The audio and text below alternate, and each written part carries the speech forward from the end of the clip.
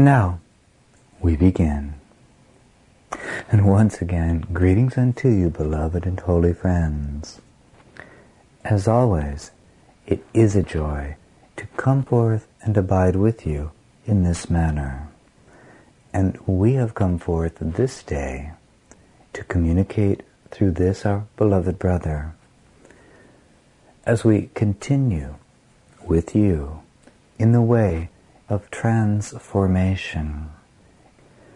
Within the word itself, there is great wisdom.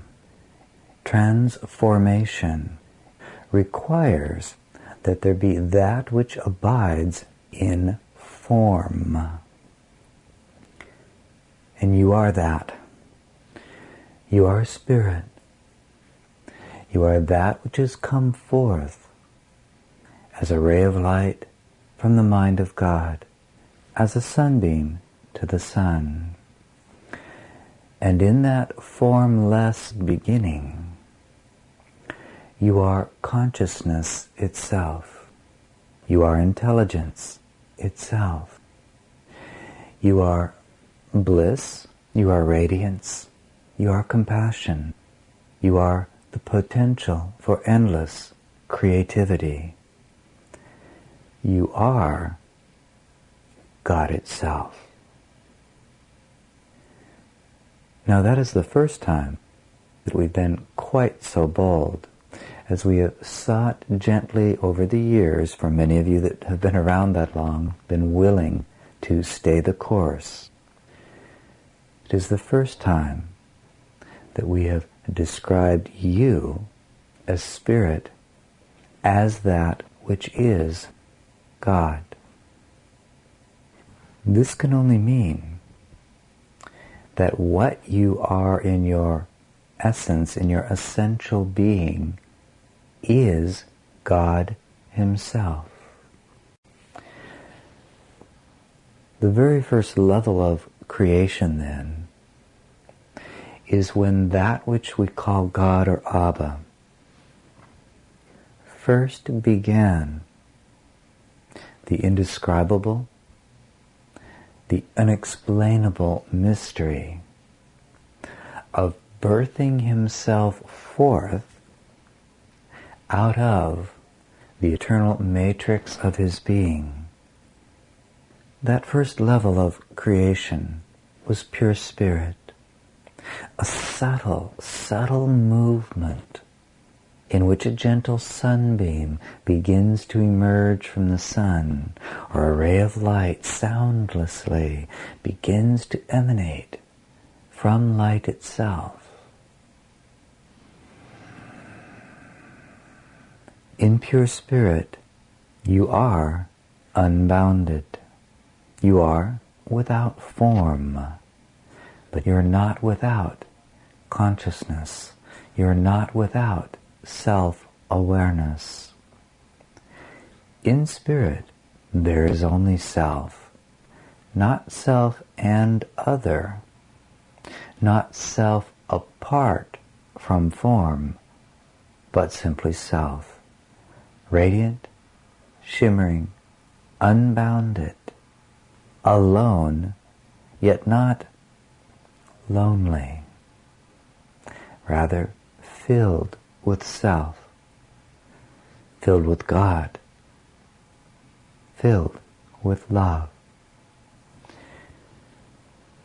This first level of creation never changes. It is as God itself. For the sunbeam is as the sun, the ray of light as the light. A momentum, though, has begun. A momentum extending from the pure potentiality of all that God is. For love seeks only to extend itself. Extension is an activity. It is a movement. And for there to be extension, there must necessarily have then been created what you call space. But even at this level of creation, the space of which we speak is not quite what you would perceive in your mind as you think of that which contains the planets whirling around your sun. Rather, it was more like let us say, a mathematical concept. It was the idea of space in which extension could occur.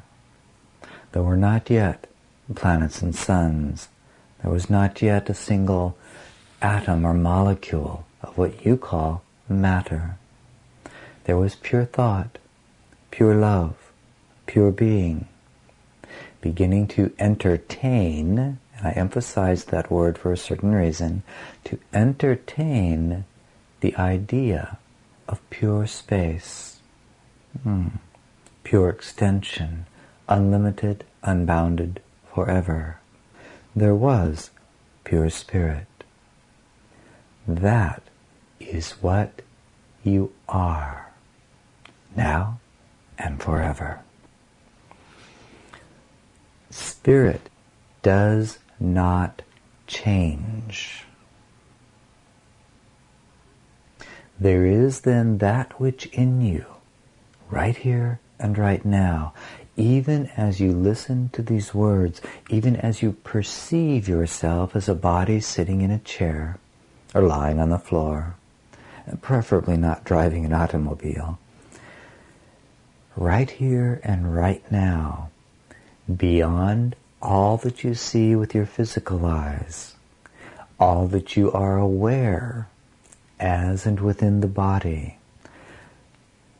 beyond the activity of the surface level of the mind, which you are most familiar with, in which there is what is called the firing of the neurons in the brain almost without ceasing, so that the mind seems to never be without images and thoughts far beyond this planet, and yet right where this planet abides, far beyond this universe, and yet right where your universe abides, far beyond all dimensions, the infinite dimensions of creation, yet right where those infinite dimensions exist, Spirit is.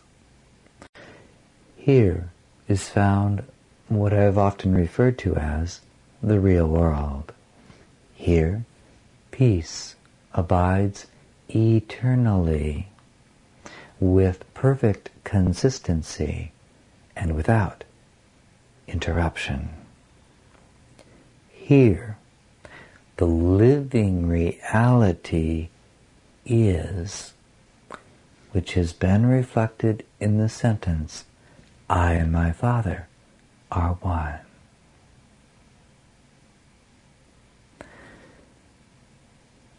In other words, when consciousness transcends its perception of itself as being only conditional existence, being only the forms of existence, the body-mind, the particular sense of self as separate from all other selves, the blade of grass, the cloud in the sky, the rock upon the ground. When consciousness transcends this sense of itself, it abides not in a thinking relationship. It doesn't observe spirit as something else and then say, oh, that's what I am, great. Rather, there is a living sense in which consciousness as such, as the self, rests in the self and simply knows, for only knowledge is immediate and not mediated by any concept, form, or experience. In such a moment, and it takes only a moment, there is immediate awakening to the reality of the real world. And in some form then, and notice I said in some form, as consciousness then dances back in to the extension of spirit, into the extension of reality, into creativity, into creation. In the human form, it can say, I and my Father are one. There are many such statements within the human family that have been uttered to express that awakening, that reality. Now, in this ceaseless movement from that which never moves, as the ray of light emerges from light divine, unbounded, eternal, unobstructed, in the very desire to be creative, to extend creativity ceaselessly, and that is what creation is, spirit begins to condense or descend. These are both very spatial terms. And again, we are now using language that finds its source on your side of the fence, that is, on the side of the fence of phenomenal existence, not on the side of the fence of spirit, where language is hardly required. Spirit continues its dance as the one mind, God the Father, entertains the extension of creation. And spirit begins to condense into something that has not yet ever occurred. The thought, and again we're still operating at a level of pure thought, pure potentiality. There is not yet the deep darkness of the space of your universe, or of any dimension whatsoever. It begins to condense into a thought of individuation. You have all seen perhaps in your commercials on your televisions when the milk is poured into the glass in slow motion. And as the milk hits the glass, it begins to move back up the sides as the cup begins to fill. And at the last moment when the carton is tilted back and the pouring has stopped, the motion that has been started creates the phenomena of a circular drop of milk, which arises and for a very temporary moment seems to become separated from the body of milk in the glass itself. It emerges, and in a split second, you who are watching the screen have the awareness of an individuated drop of milk that seems to exist completely independent of the body of milk itself. And then in the next moment, it drops back into the body of milk itself, and you lose awareness of it as a separate thing, a separate drop of milk, but it was still milk. From your place of perception, it merely looked as though it had separate existence. Now that is an analogy, of course, since the soul is not made of milk. But it does create a picture for you of what occurs when the body of spirit continues in its entertainment of creativity, out of which that which emerges, which we have called soul, the first subtle inception of the thought of individuation, of that which is an individuated expression of the fullness of spirit, which is light, which is God. And why? All for the joy of extending creation, that one might be aware of itself in an endless variety of form And this is where it begins. The delight of creation. That is what you are.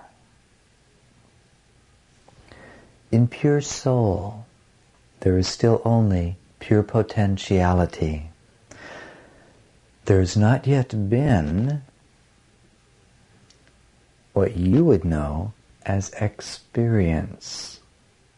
There is, however, the first subtle awareness of the one self being aware of itself.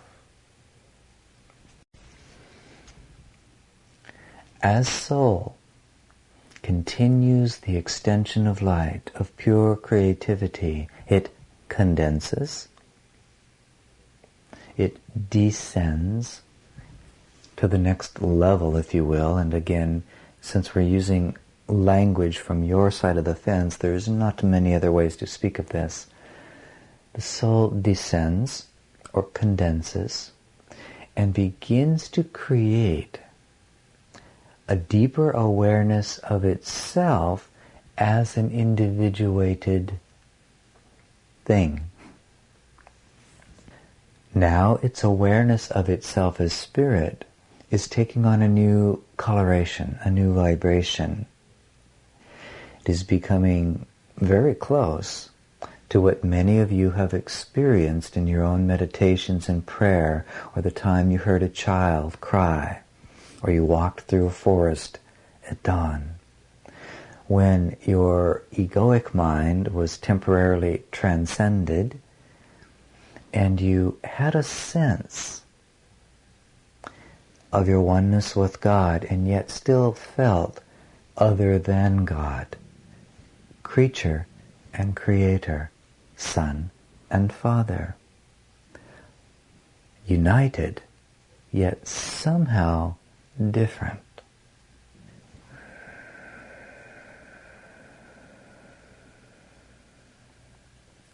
Here is where the separation can be said to have occurred. For it is here in the first level of pure potentiality of this unique thought that which intelligence is, that which love is, that which light is. I've referred to this, for instance, in A Course in Miracles as mind. And mind is not merely the prattling that goes on in the human brain that you refer to as thinking. Mind is much more vast than that.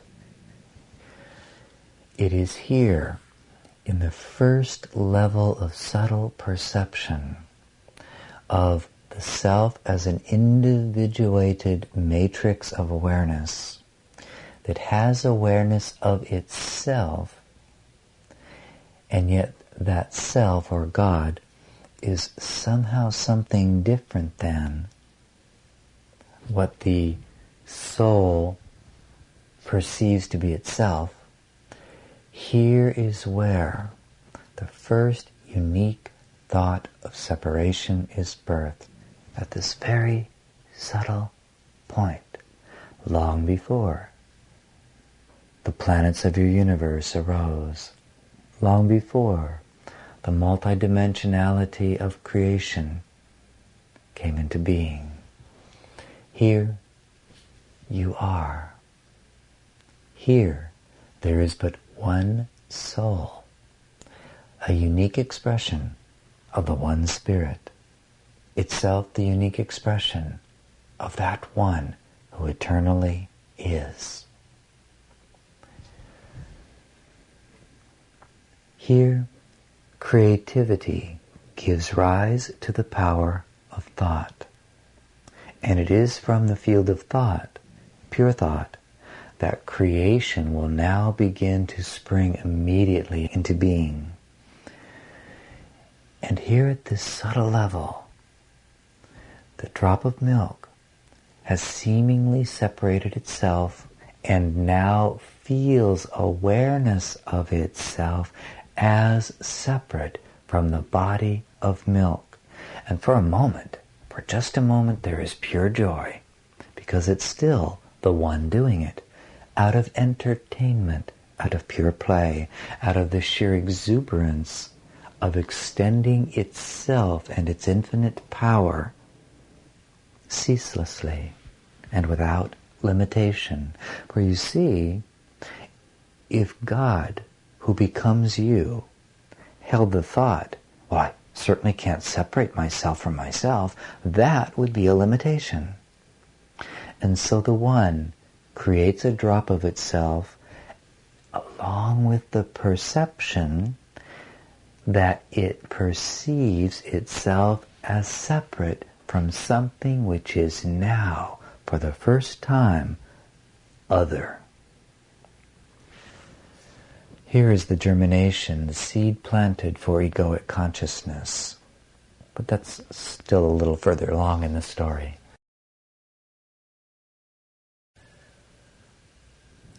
As that first thought of separation is dreamt, a new energy is born. That which has been pure joy, that which has been pure freedom, pure safety, now changes form slightly. You could say a drop of milk within the drop of milk seems to separate and take on its own energy, and that we have called fear. Here is born not extension, but contraction, or the experience of contraction, as fear emerges in awareness, and now the river begins to cascade very, very quickly. Out of fear, out of the first inception of the thought, I am alone, I am separate from my Creator, and yet remember, in reality, it's the Creator perceiving the Creator and creating the perception that God is separate from God. With that thought, an explosion occurs. Very like what your scientists have called the Big Bang. They don't know how close they are. They merely need to make the shift from seeing that the Big Bang occurred in consciousness itself, not out of pure matter, whatever that was. In the Big Bang of consciousness, suddenly imagine that drop of milk exploding in space, which comes into being with the thought of separation, and becoming an infinite array or number of points, little droplets of milk, little droplets of consciousness, little sparks of divinity, little particles of light. To use yet another analogy from your realm of science, the wave of light has now become the particles of light. When and why? Who can say? Only that One who is doing the birthing of itself knows. And you are that One. As these particles of light are now spread, and again we have another spatial term, spread out through the infinite reaches of the pure potentiality of spirit, which is light, which is God. Each particle possesses the exact same potential. In fact, you could not, shall we say, find any difference between the points of light whatsoever. None. If you were to measure them, they'd be the same size, although they had no size. If you measured their frequency or vibration, they'd all be the same, identical points of light that seem to have now taken existence in different points of space. That is, there is the sense that while they are identical in quality and substance, there is a slight difference in the space that each one occupies.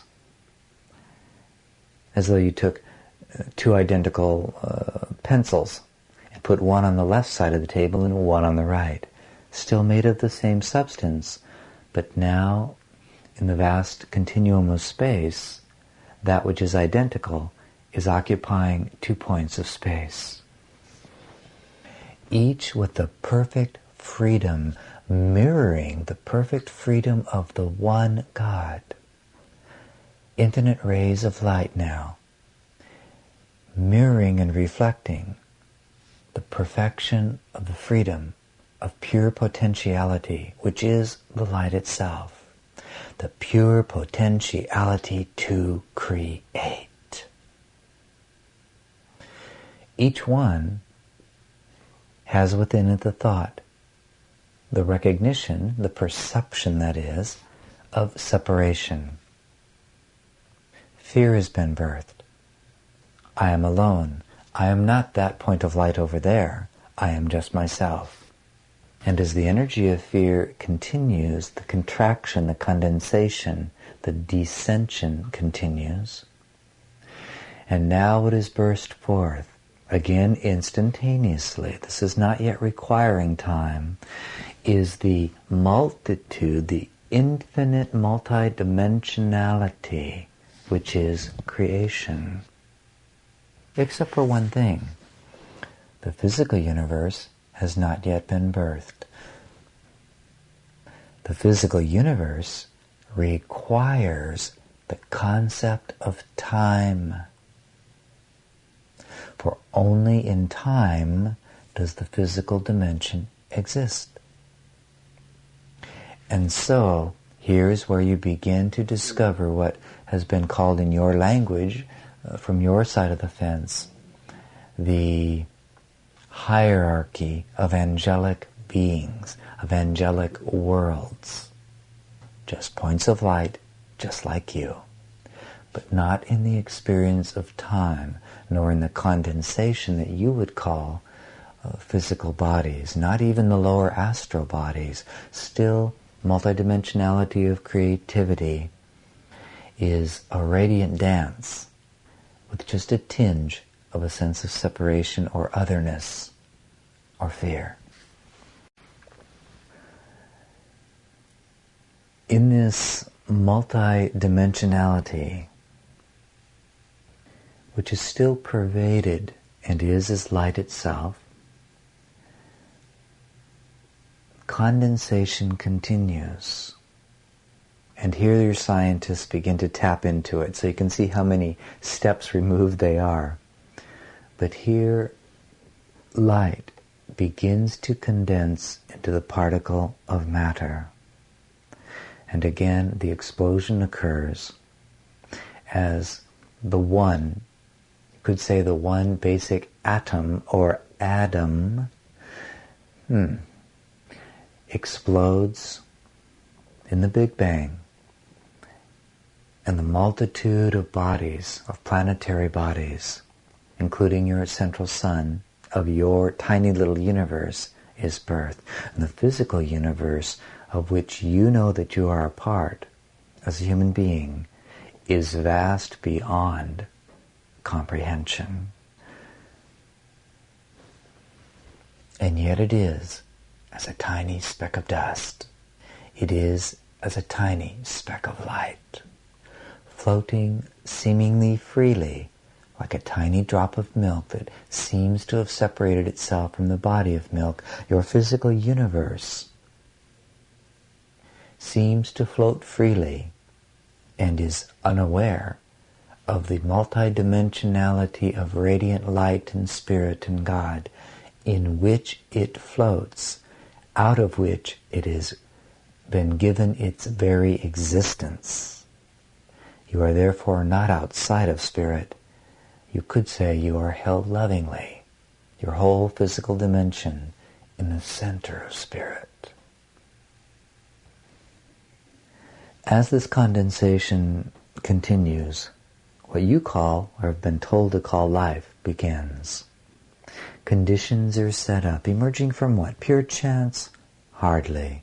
But out of the pure potentiality, the power and the perfect intelligence to create. Though now that creativity is expressing more and more itself out of fear, not out of pure joy. It's like taking a note of a flute and muffling it slightly so that it has a different quality. Yet pure energy it still is. For what can fear be but energy? As love is energy, as compassion is energy, as sadness is energy, as anger is energy. Do you see? Fear is just an energy and nothing more. In itself, it is perfectly neutral. For all events are neutral. And fear, being merely a dance or a play of energy itself, must be an entirely neutral event until something arises to perceive and experience it differently. And what is that? To make a story which is not quite conducive to our needs, we'll skip that and simply come to this. The birth of egoic consciousness. And here fear has condensed into its final form. There can be no further condensation of the energy which has become fear. For egoic consciousness is fearful consciousness. The ego is fear. And yet, it is made of pure power, pure potentiality, unlimited creativity. And rest assured, you all have the experience of knowing just how ceaselessly creative egoic mind can be. For without ceasing, it knows how to immediately look upon another brother or sister, upon an event upon the planet. It can look upon anything, and that fast, in the twinkling of an eye, in a space that doesn't even require a thought, egoic consciousness can change its values, can change its perceptions, to create what it wants to create, and what it wants to create is that which continues its existence. Much like in your physical body, when a cell becomes cancerous and decides to run amok and act as though it were not dependent on the laws of the body itself that keep the body healthy, it begins to do what? It begins to create cells like unto itself. Cancer is merely a misperception run amok at the level of the body, thinking for itself, creating in its own image rather than extending the image, if you will, of the Creator, living out of harmony with the one mind that creates in radiant joy for no other reason than to extend the good, the holy, and the beautiful. And yet God does not create limitation, does not withdraw creativity from the power of the ego. Rather, because God is love, all power under heaven and earth is available and can be tapped into by egoic consciousness. So what is egoic consciousness? You all know what it feels to be absolutely certain that you are separate and alone, that you must rely on your own thinking process, and that no one beyond, not just the boundary of your body or skin, but no one beyond your unique contracted sense of I has any connection to you whatsoever, and no one cares. I am alone. I am separate.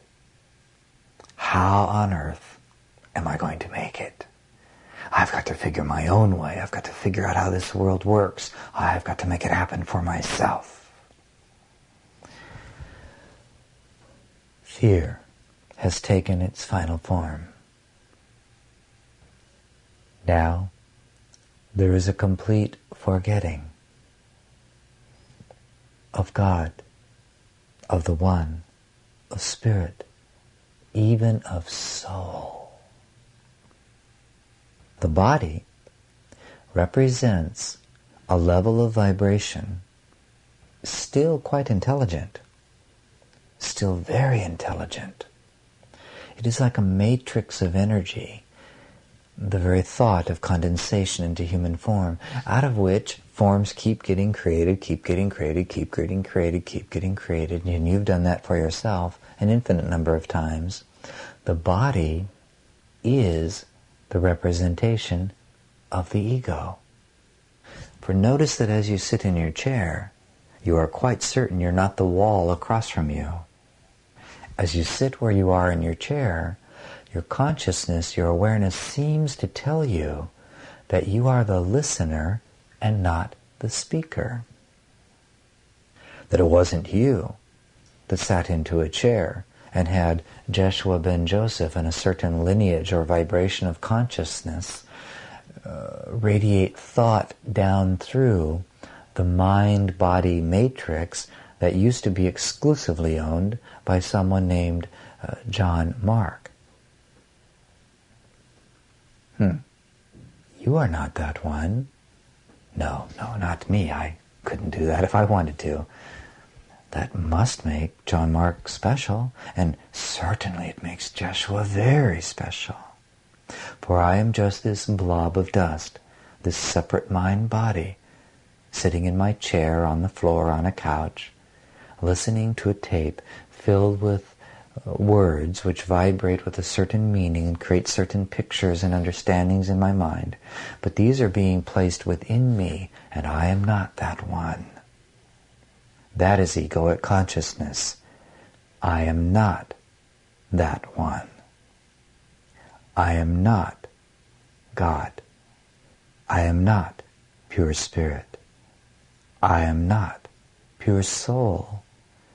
I am this thing that sits in this chair now. And you know something? You're absolutely right. You are that. That and so much more.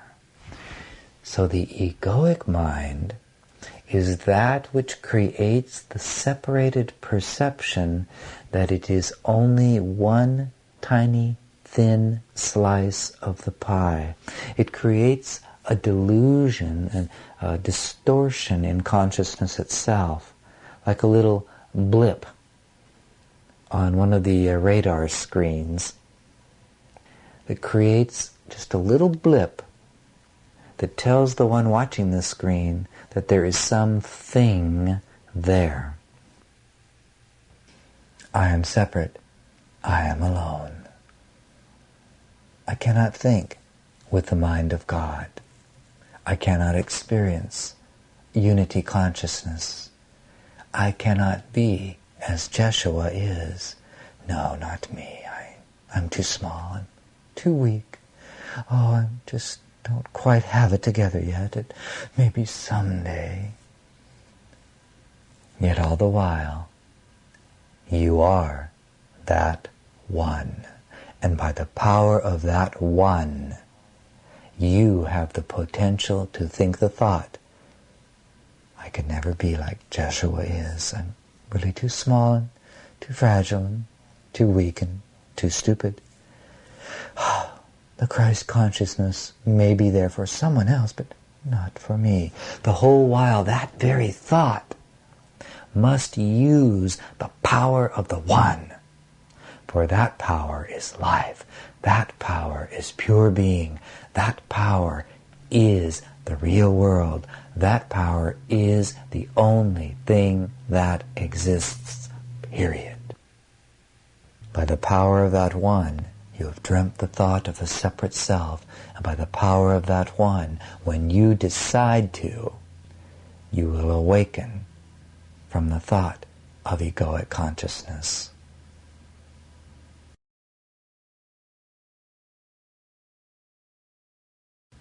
Now,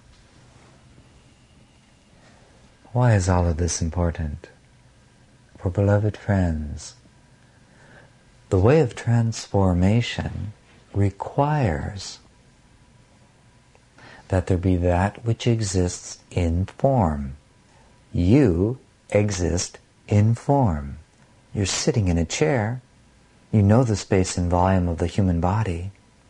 You know the particular thoughts which you identify as your own. You have a history to that body-mind that emerged, well, let's face it, as you experience the body-mind, it emerged from sexual desire between two beings called parents, who got together, and a little thing wiggled its way up to touch another thing, and there was a burst of light, and a pure spark of pure soul made a decision from intentionality to become fixated or identified with and as a physical form. So having a good time on a Saturday night is the source of your being as a bodily being. And that's, of course, if you were lucky, where both parents consciously desired to use the body as a communication device for teaching only love, and gave one unto another, and then accepted that little spark of light that begins yet the birthing of another body, and clearly invited another soul to come and abide with them as teacher and friend, as brother or sister. Unfortunately, that is yet rare upon your planet. That is the matrix into which you have descended time and time again. As you have come to teach yourself that you are just a separate, lonely, failing, weak individual, at the death of the body, you have found yourself as soul and been frightened by the radiance of your light, because that light is not the same as your interpretation that you had learned of yourself. Fear causes condensation, contraction, falling, if you will, and what you fall into is a matrix of energy that best resonates with your own perception and belief about yourself. Belief is not just thought, it is a quality of vibration. And you fall yet again into a field of energy, into a dream, into a physical universe, into a time frame, into a family structure that resonates and vibrates with how you have learned to perceive yourself. And all the while, you are yet that one, radiant, perfectly free, using the very power of God to create and believe in a dream of smallness, weakness, separation, loneliness. Right now, as you listen to these very words now, that's what you're doing. You are choosing how you will think of yourself, and how you think of yourself is reflected in the world that you see, in the experiences that are manifest within your own particular universe of consciousness. If you knew that you were the unlimited one, you would never fear the creation of the golden coins again. You would never believe that you must live in lack. But you are still, for the most part, clinging to the belief that you are that small little thought of separation called egoic mind, still struggling to find God, not recognizing that it is the very power of God's presence from which you create the perception you hold of yourself. So there you are, sitting upon your chair, lying upon your floor, sitting upon your couch, and you are that one. You are in form. That is, you have created a perception of yourself that includes the experience of being a body-mind, which, by the way, is separate from all other bodies. It is separate from the rock. Obviously, you can look out your window and tell that where the body is that you identify with is in a different spatial point than every other object. That's what this world is. This universe is the attempt to create a reflection that convinces you that the first fearful thought of separation is the truth of who you are. You are using, or have unwittingly been using, your physical universe to constantly reflect to you what must be the truth, that you are separate from all creation. This world is nothing but the reflection of that thought. And yet, even here, that one pervades all things, and the realization of yourself as that one is closer to you than your own breath. Simply a decision away. Here there is great richness not found in any other dimension. The richness of the dramas of separation, of seeking. Seeking, seeking, seeking.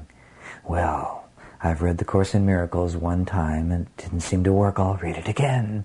Oh, that didn't work. Well, maybe I'll go try this form of meditation. No, that didn't work. Maybe I'll try Buddhism. No, that didn't work. I'll try Christianity. No, that didn't work. I'll try drugs. That will do it. The very energy of seeking is the egoic energy. For only the ego can seek. Pure spirit can only extend. And there is a huge difference. Egoic consciousness, as you well know, plays itself out through the forms of special relationships. You have a special relationship with your employer. You have a special relationship with your spouse, your lovers, your car, your boats, your automobiles. And the world plays off your need for specialness. Oh, look at this automobile. Isn't this one sexy? Oh, you're going to feel so good. So you seek to create the means to possess that certain automobile. Oh, if only I had that person as my spouse. Oh, let me seek that one by seducing that one. I'll act as though I'm other than my poor, paltry, lonely self, so that they think I am grand. I will ruffle up my peacock feathers. Interesting that we would use the word peacock to demonstrate the flowering forth of the great feathers that seduces the mate to come. And on it goes. The world is the reflection of the belief in the need for special relationship. And the search for that is the restlessness that you feel. That restlessness that you feel in the mind that creates the waves of restlessness in the fluids and subtle energies which are contained within and make up the illusion of the body.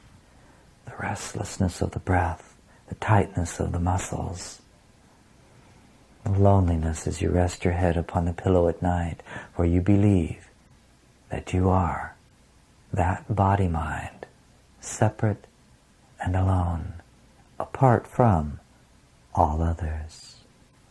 And the infinite eternal stream of communication that occurs throughout creation unobstructedly is lost to your awareness.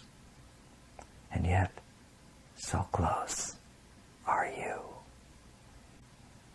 It requires only a thought to shift the momentum in a new direction. To rest your head upon the pillow and say, I am not just this body-mind. I am that one, pure, unbounded, and undefiled.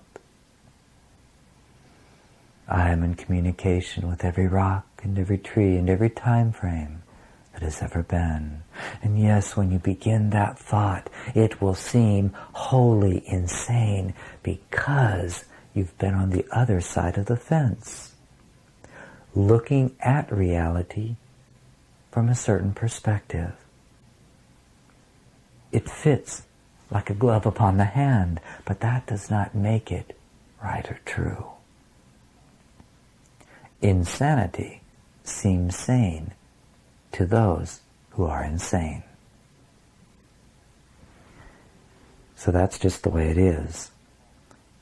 But the end of all seeking occurs when one dares to hold within the mind a different thought.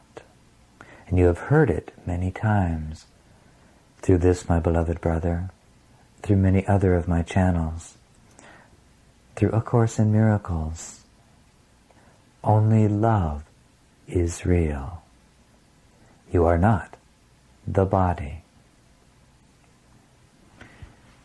I and my Father are one. I am awake and walk this planet as Christ. I choose love over fear. What does that mean? Love is pure spirit. Fear is contraction, density, false perception, egoic consciousness. When you choose love over fear, you must decide not to respond according to the momentum of egoic consciousness. You must decide to live as though you are not the ego. And in this way, what has been formed becomes transformed. That which pervades and extends beyond what has been formed, transformed.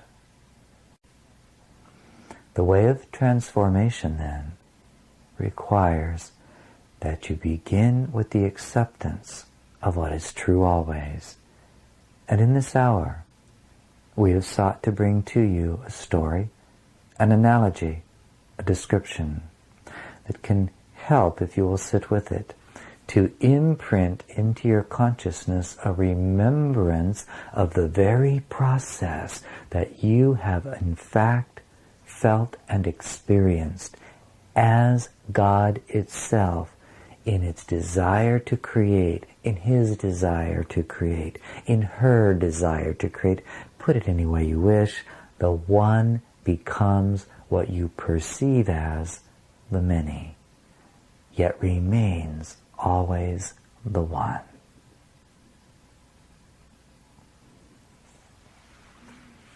And that is what you are. You are the song of the bird. You are the radiance and warmth of the sun as it touches the skin. You are the skin. You are the awareness of that warmth. You are the thinker of the thought. You are the thought. You are the deed. You are the space from which all thought emerges. You are the wind in the trees. You are the vastness of space. You are that one who is eternal. You are the one bold enough to dream the dream of separation without ever losing perfect unity. And you are the one, the little drop of milk, experiencing the remembrance of the divine, of the real, of the true, of the one. Your journey is not alone. And even now, you are perfectly awake. For only one who is awake could dare to create the great cleverness and creativity through which you, as a spark of God, become increasingly aware of yourself. God diving into God. God discovering God. What a delightful, delightful play. And here then, we begin to let the secret out of the bag. Separation was not because you sinned. Separation was not because something terrible went wrong. Separation was just another form of the dance of creation itself. Perhaps taken to the extremes, for God seeks the limits of what is unlimited. You've been playing a game of hide and seek. You are the one with your eyes closed, leaning against the trunk of a tree, counting while the fragments of yourself ran to hide. And you are the one who has reached out to discover those fragments and is in the process of doing that. You are the one who has become the many and then has waited to be discovered by that one. You are the soul waiting to be touched by grace. You are the separate one hiding in the darkness, trembling and yet wanting light to find you. Why not begin now, in this moment, by sitting quietly as Christ for 5 minutes and say to the one who's coming now from the trunk of the tree, I've done a very good job of hiding, but you know, I think it would be a great delight to be found. Find me, dear Father. Touch me with your grace. And because I am you, I will decide to receive it. And in that moment, I choose now to remember that I am the one who has both sought and found. I am the one who has remained perfectly unchanging forever. And I am the one who has perceived myself as having changed, as having sinned, as having separated myself.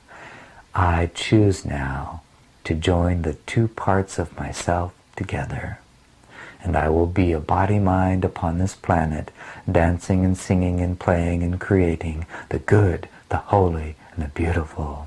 And I will now open that part of my mind that can think in unlimited ways, that will dare to dream the impossible dream. I am that one who lets God live in me now. I and my Father are one.